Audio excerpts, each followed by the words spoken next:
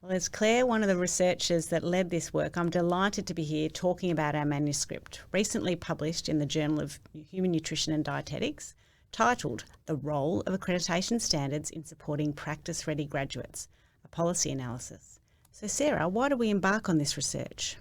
Thanks, Claire. It is really exciting to have this research finally published.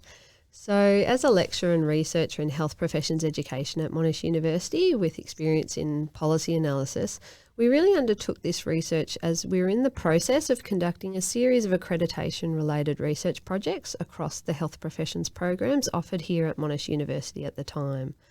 But as dietitians, we were really interested to reflect on accreditation in dietetics programs more specifically, not just in Australia but also internationally.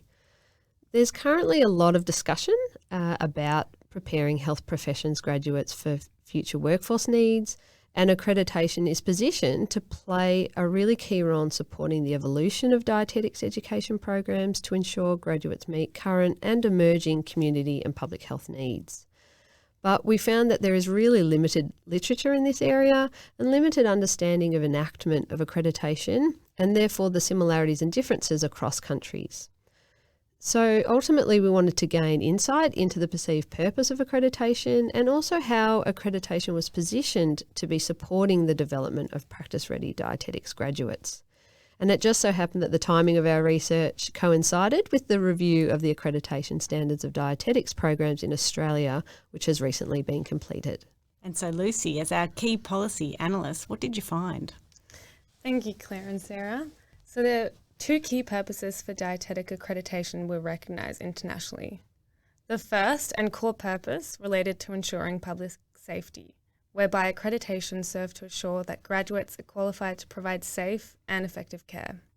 The second purpose of accreditation was also internationally described as valuable to university programs as a means to advocate for things like funding, resources, and staffing.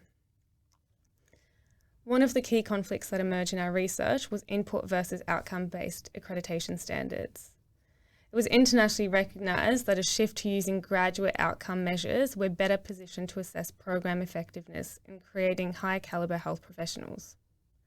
Despite this, dietetic standards internationally continue to be input-driven. For example, all standards continue to stipulate minimum placement hours, core curriculum, and resources.